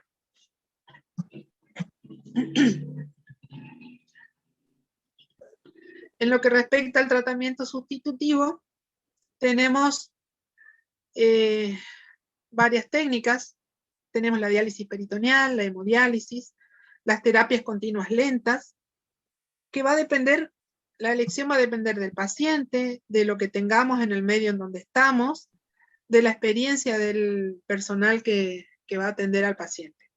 Entonces, vamos a ver que la diálisis peritoneal consiste en utilizar el peritoneo como membrana semipermeable para la diálisis, o sea, para el intercambio de solutos, que consiste en colocar un baño, decimos nosotros, de generalmente 4 a 5 litros dentro de la cavidad peritoneal. Ese baño queda dentro del peritoneo un determinado tiempo, entonces luego de ese tiempo, que son generalmente 3 a 4 horas, se saca ese líquido y se hace nuevamente la colocación de otro baño, y con eso se va generando la eliminación de los solutos, de las sustancias nitrogenadas en exceso, digamos. Es una técnica que le permite al paciente movilizarse, porque él puede colocarse el baño y puede, como muestran acá, ir a pasear al perro, ir a hacer los mandados, qué sé yo, ir a visitar a la novia, lo que sea, y luego de 4 horas viene, se sienta y descarga la bolsa y vuelve a hacer de vuelta el mismo procedimiento. Entonces, como ventajas, requiere bajo nivel de tecnología, no genera inestabilidad hemodinámica porque se utiliza el peritoneo, no requiere anticoagulación, lo cual es de bastante utilidad en pacientes que están, por ejemplo, con problemas hemorrágicos, y no requiere acceso vascular, simplemente un catéter que se coloca en el peritoneo y se utiliza para sacar, para ingresar y para sacar el líquido. Las desventajas es que no nos genera una diálisis de buena calidad, o sea que nos genera un bajo aclaramiento, le decimos, de urea, nos hace perder muchas proteínas, entonces vamos a tener un balance nitrogenado negativo, y estamos metiendo líquido y manipulando un catéter en una cavidad cerrada de nuestro cuerpo, que la estamos convirtiendo en una cavidad, digamos, real, digamos, al instilarle líquido. Entonces, es factible que haya infección y que se genere una peritonitis. Junto con esto, depende del paciente, puede generar incluso derrame pleural como complicaciones relacionadas al baño de agua, de líquido, digamos, dentro del abdomen. Después tenemos la hemodiálisis. Aquí ven ustedes un grafiquito en donde muestra el catéter que se coloca en el abdomen, en donde se le infunde el baño, y después tenemos otra rama del catéter que descarta el baño. Esto se hace varios cambios en el día, 4 o 6 cambios, dependiendo las indicaciones, digamos, del paciente, pero le permite movilizarse. Después tenemos la hemodiálisis. Acá tienen ustedes un paciente que está conectado en este caso, por un catéter periférico. Esto parece que es veno-venoso. Esto parece que es una terapia lenta, en donde tenemos la salida de sangre que pasa a través de que es sacada por una bomba. Tiene acá el filtro, como ustedes lo ven, que es en donde se realiza la diálisis propiamente dicha, el intercambio de solutos. Aquí viene agua circulando con un mecanismo de contracorriente, y después la sangre vuelve por otra rama del catéter y se devuelve al paciente.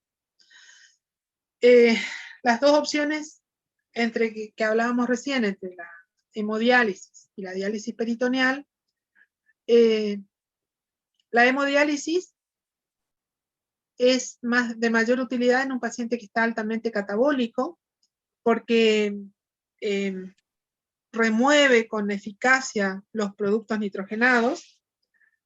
Es de mayor utilidad en un paciente que tiene presión arterial estable, porque si está inestable, se puede dializar igual, pero necesita soporte inotrópico para mantener la presión, porque como hay un circuito extracorpóreo, eso lleva a que el paciente se hipotense. Entonces, en pacientes inestables se puede hacer hemodiálisis, pero con el uso de soporte inotrópico.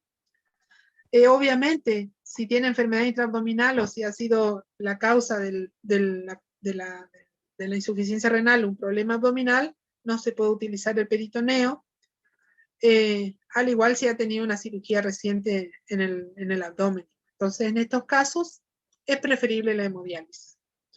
Y la diálisis peritoneal sería en el paciente que no está catabólico, entonces no tiene una elevación muy marcada de la urea y de la creatinina a diario. Paciente inestable, porque no necesitamos tener estabilidad hemodinámica para esto, y que no tenga accesos vasculares. Entonces, puede servir esto como para diferenciar, pero lo que nosotros habitualmente vemos son pacientes que vienen con valores de urea y creatinina muy alterados, que generalmente están catabólicos. Entonces, la hemodiálisis es una técnica de acceso rápido, que consiste en colocar un catéter, que generalmente en estos casos agudos se coloca a través de una vena grande, la vena yugular, la vena subclavia, y se los dializa a través de ese catéter.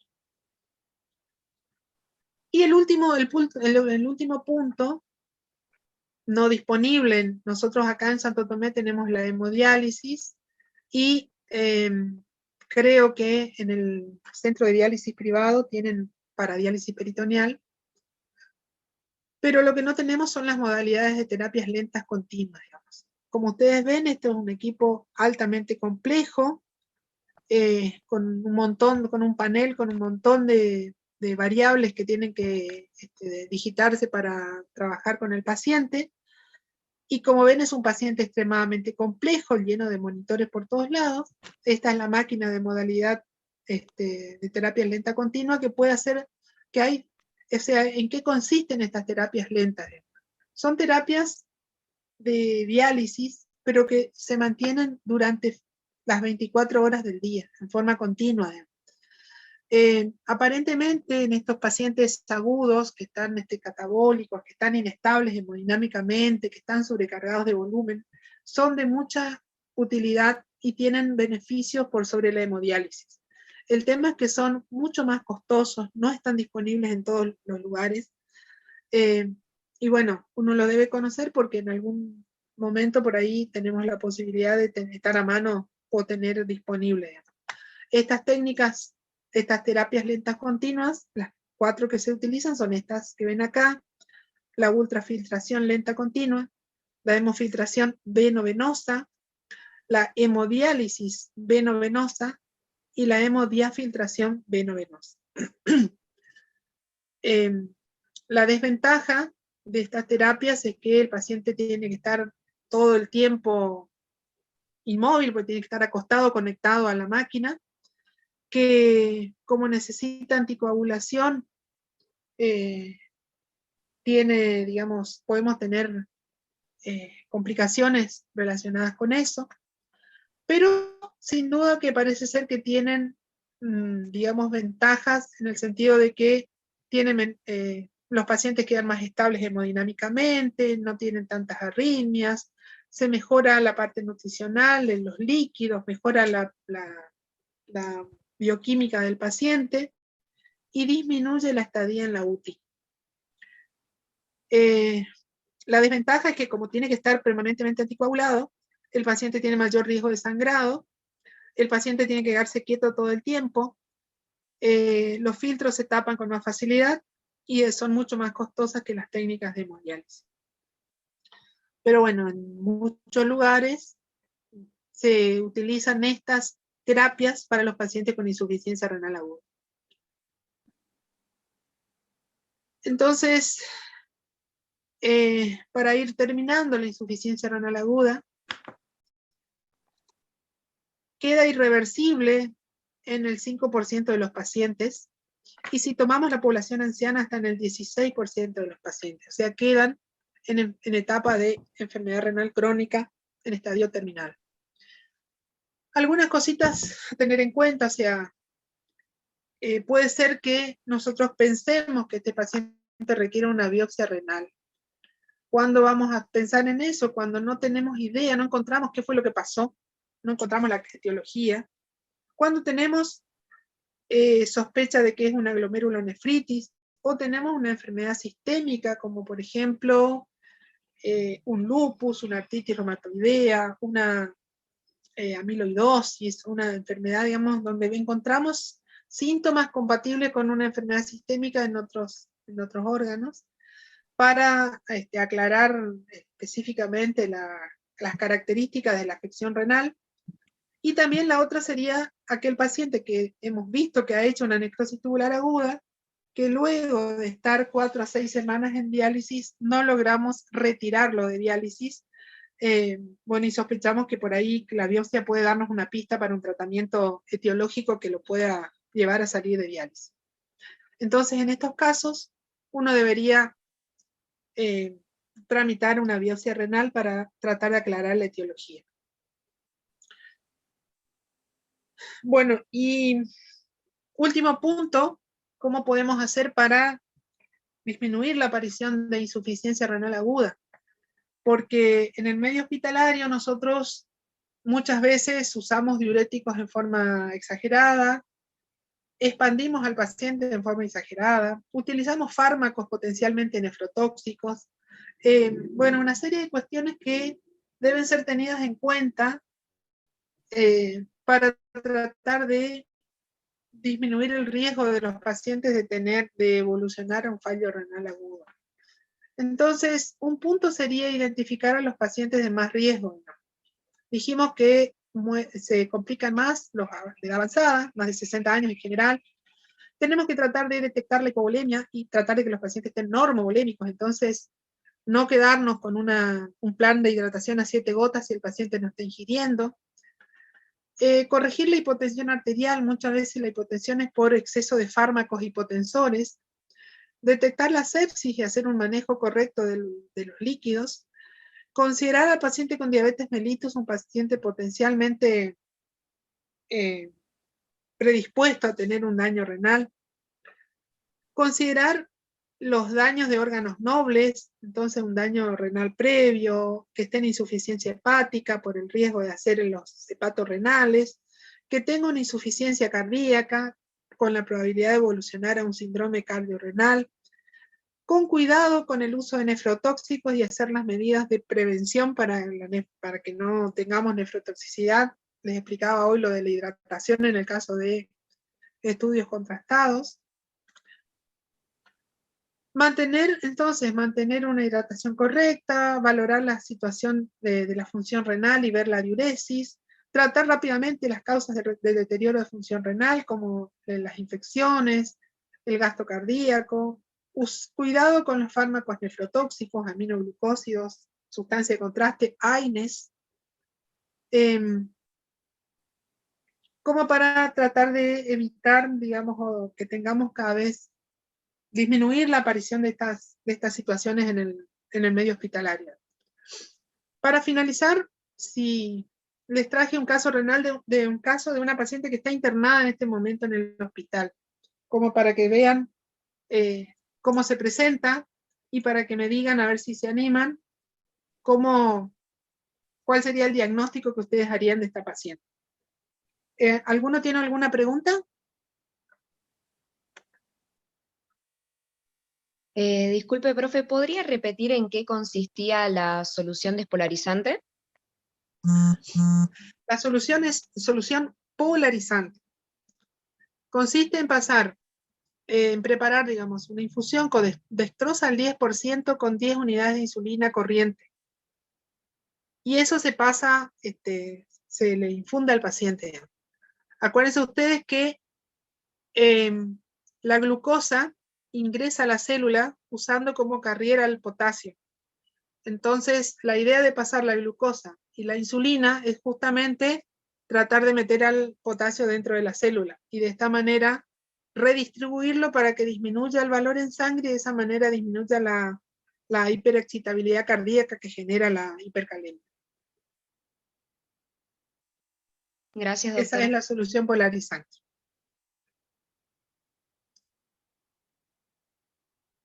Bueno, esta es la chica, es una chica de 36 años que fue derivada de su localidad por una historia más o menos de un mes de lumbalgia, a lo que se le agregó en las últimas horas disminución de, digamos, de la diuresis, oliguria y disnea. La paciente ingresa en este cuadro, disneica, deshidratada, con trastorno del sensorio, con un Glasgow de 10, tenía taquipnea, con buena entrada bilateral de aire, a nivel cardiovascular no había soplo, frote, el abdomen tenía 2 cicatrices en ambos flancos, era doloroso pero no tenía reacción peritoneal. Como antecedentes tenía una cirugía urológica hace 7 años en el Hospital Escuela de Corrientes y nunca más fue a hacerse controles. No negaba hábitos tóxicos y dentro de los socioeconómicos vivía con los padres, madre de 4 hijos, sin pareja y con un 2º grado de escolaridad. Esta paciente ingresó al hospital directamente a la unidad de terapia intensiva. El día del ingreso, este fue su laboratorio de ingreso, fíjense, teníamos un hematocrito de 35, la urea en 3.6 gramos decilitro, o sea, sería 360 miligramos decilitro. La creatinina en 17.5, estaba con 130 de sodio y 6.7 de potasio, un pH de 6,97, un bicarbonato de 2, una CO2 de 9, un exceso de base de menos 30 y un recuento de blancos de 18.900 blancos. Vino con esta radiografía directa a abdomen sin contraste. Entonces, ¿se animan a hacer un diagnóstico?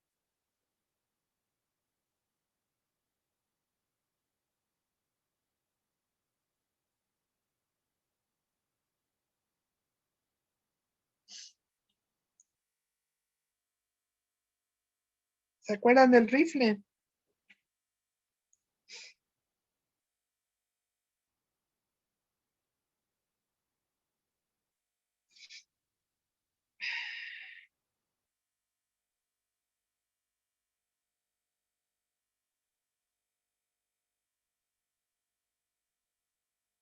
El cuadro de la paciente, doctor, es de insuficiencia renal y acidosis metabólica, ¿no?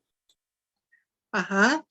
Fíjense ustedes que habíamos dicho que las indicaciones, ¿se acuerdan del rifle? Decía riesgo, lesión, fracaso, pérdida y fracaso renal terminal. Riesgo, habíamos dicho 1.5 por el valor basal. No tenemos valor basal acá, pero tenemos claramente un valor de Claramente por encima 17.5. O sea que tiene, no tenemos valor basal, pero tenemos un valor muy elevado, ¿no? 10 veces por encima del valor normal. Después tenemos una urea de 3.6 y habíamos dicho que el valor para diálisis, ¿cuánto era?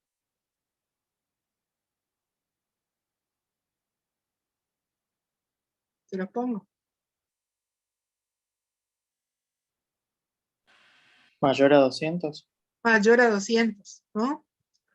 Tenemos más a 200. Después tenemos, les he dicho ahí que tenía trastorno del sensorio. La chica estaba totalmente desorientada, no se le entendía lo que decía. No decía ni su nombre. O sea que estaba con qué otra cosa. Una encefalopatía urémica. Con una encefalopatía urémica. Con respecto a la acidosis, ¿qué pueden decir? 6,97 pH, 2 de bicarbonato, para un valor normal de 25, ¿no? CO2 9, exceso de base menos 30. Está con una acidosis metabólica severa, otro criterio de diálisis, ¿no? Entonces, a esta chica, y después tienen acá esta placa. ¿Qué pueden decir de esta placa?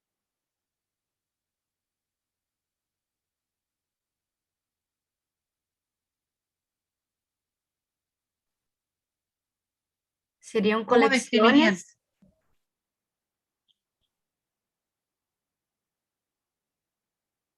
Dos, perdón. Colecciones, escuché. Sino el tema que puede estar de los riñones, que el derecho está, perdón, el izquierdo está todo comprometido y el derecho más de la mitad por ahí. Comprometido, ¿por qué?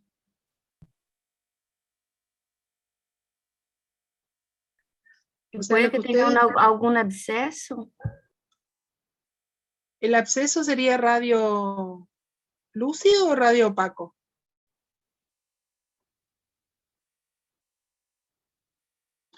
Fíjense que estas imágenes radio opacas que ustedes ven acá, dibujan la pelvis del riñón. Esto es sin contraste, ¿eh? Esto es una radiografía directa del abdomen. Y esto es una litiasis coraliforme del riñón izquierdo. En el riñón derecho tenemos también una litiasis coraliforme, pero está, digamos, hay dos fragmentos, digamos, ¿no? Acá se ocupa un cáliz y acá hay otro más con otros litos ahí.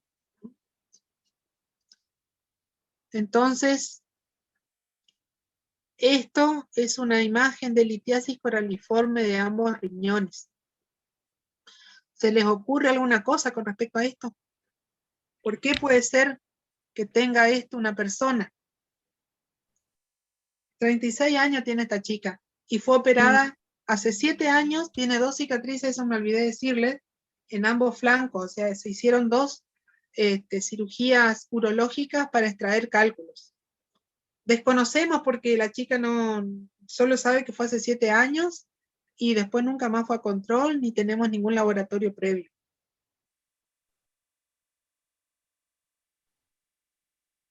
Hay una infecção urinária por proteus que poderia desencadenar a formação de cálculos coraliformes.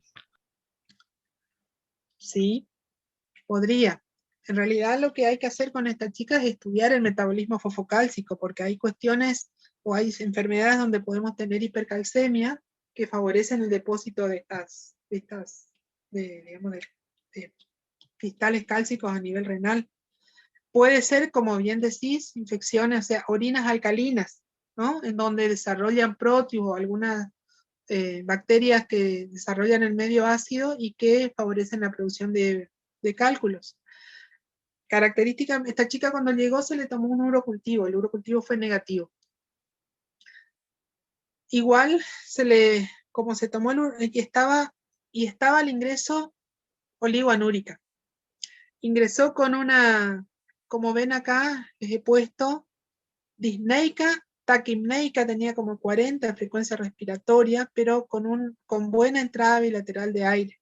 Esto es la respiración de Kussmaul de la acidosis, ¿no? Fíjense que la chica ingresó con 35 de hematocrito,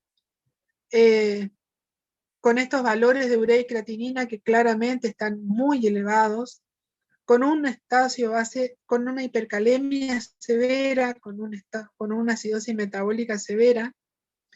Y luego de la diálisis, aquí les he puesto las fechas, ella ingresó, se colocó el catéter y dializó. Al día siguiente tenía 22 de hematocrito, 96 de urea, 2,6 de potasio. Aquí no sé si hubo un error de laboratorio que pasó, y fíjense cómo la creatinina mejoró de una manera muy notoria. El estado ácido-base mejoró, el bicarbonato ya estaba prácticamente normal, la CO2 normal, y el exceso de base se normalizó. Y los glóbulos blancos bajaron drásticamente también, como que fue una respuesta, digamos. ¿Qué ocurrió con esta chica? 35-22 la caída del hematocrito. Estaba deshidratada, digamos. Desconocemos qué fue lo que pasó, porque no tenemos una chica con, digamos, ya a este día ella estaba mejor, o sea, estaba ya más orientada, respondía un poquito mejor, pero no tenía claro algunas cosas. Al día siguiente, o sea, este día nuevamente volvió a dializar. Fíjense que acá urea de 100, creatinina de 5,3, potasio que sigue bajo. El día 13 del 11, o sea, dializó 10, no dializó el 11 ni el 12, dializó el 13 nuevamente porque ya estaba con la urea de 1,42, o sea que estaba catabólica, por eso es que genera urea.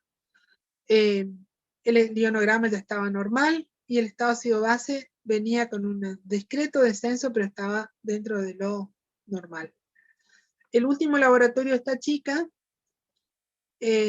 fue, bueno, puse solamente la creatinina, pero teníamos urea también que estaba en 1 y algo.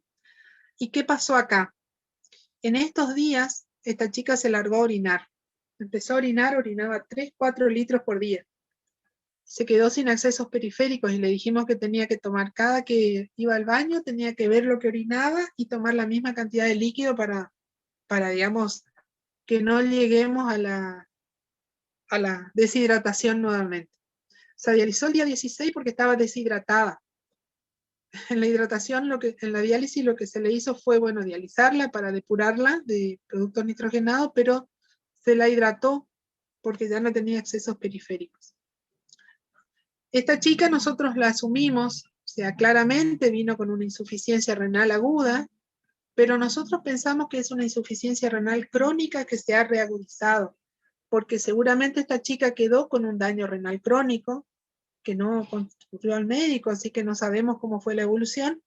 El asunto que llega en este estado, y actualmente estamos con ella, esperando que nos den cama en un lugar de mayor complejidad donde tengan servicio de urología para que pueda, digamos, resolverse, como bien dijo alguna de las chicas, las litiasis, porque estas litiasis son, digamos, contienen bacterias dentro de las mismas que pueden favorecer la formación de más cálculos y la perpetuación de la infección, digamos. Entonces, tal vez esta chica requiera nefrectomía de este riñón con este cálculo gigante que le ocupa toda la pelvis. A esta chica se le hizo una ecografía en donde prácticamente no se reconoce corteza renal, entonces uno asume que ya tiene una enfermedad renal crónica causada por los litos, que, bueno, que se reagudizó por algo que desconocemos y que probablemente, tal vez ya no se quede con tratamiento dialítico permanente, pero en algún momento lo va a necesitar. Doctora, Sí.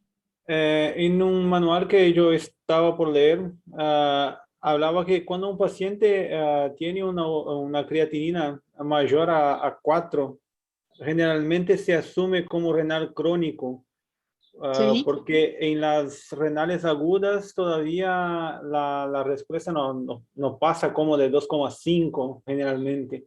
¿Es Sí. correcto asumir así? Es correcto. Fíjense que acá vuelvo a las primeras diapos para no... Cuando hablábamos de los criterios Rifle,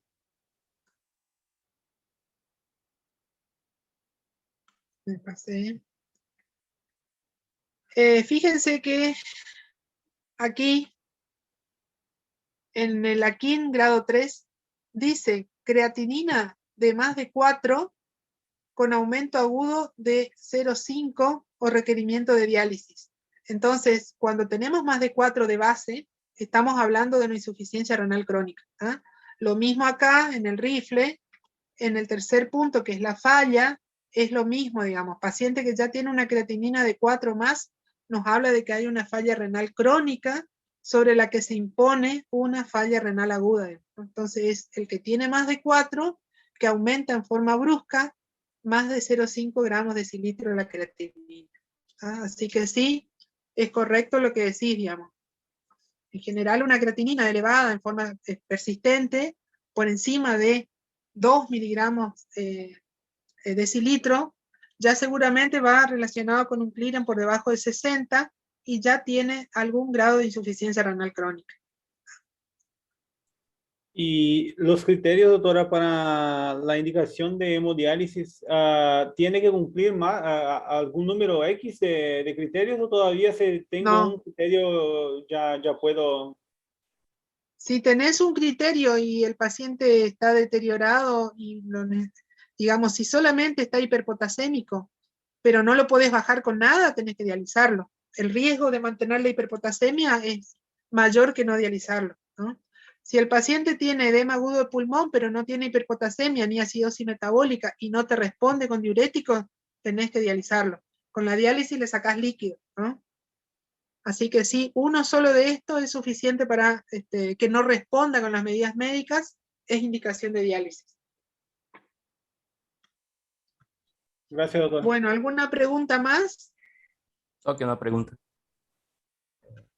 ¿Puede pasar ¿Sí? que el caso de la paciente sea por un trastorno primario del paratormona?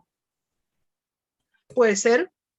Esta chica, nosotros tenemos el problema de que no tenemos para hacerle paratormona en el hospital, pero vamos a tratar de sacarle paratormona en el, digamos, por un laboratorio particular, a ver si lo podemos hacer. De todos modos, tiene una calcemia en uno de los laboratorios, que no lo puse acá, de 6. Así que puede tener, pero no pareciera que fuera un hiperparatiroidismo primario con ese 6 de calcio. O sea, y para que dé esta litiasis así tiene que ser un hiperpara primario, ¿no? Así que sí, puede ser el metabolismo fosfocálcico en esta chica tiene que ser estudiado con paratormona, con calcemia, fosfatemia, calciuria de 24 horas y fosfaturia de 24 horas. Y con eso ver lo que tenemos para ver cómo se interpreta y cómo se trata. Gracias. Bueno. ¿Alguna pregunta? ¿Más? La semana que viene, si Dios quiere, les voy a dar yo la clase de infecciones urinarias. Así que seguramente será... ¿Eh? Infecciones urinarias, doctor Elizalde, pasó ¿ya semana dio? pasada. Sí. Excelente. Bueno, entonces será insuficiencia renal ¿Podría crónica. igual hacer un repaso de las infecciones, doctora? Intentaremos, sí. Listo, chicos. Los dejo porque en 10 minutos, 15 me conecto para terapéutica, que les doy yo también la clase. Vamos a tomar un café, preparar un mate y seguimos. Bueno, Doctora, Gracias. todavía no llegó el link aún. ¿De terapéutica? Sí, este link la verdad era terapéutica. A mí me pasaron uno a las 16. Bueno, se A puede. nosotros no nos publicaron todavía. ¿Será Bueno, que puede para pasar nosotros a la no. última, doctora? Les aviso de Elia que les pase ya. Gracias. Y empezamos 4:30, ¿les parece? Perfecto. Bueno, Gracias. sí, doctora. Bueno, nos vemos chicos en un rato. Hasta luego. Hasta pronto. Vamos a ver acá.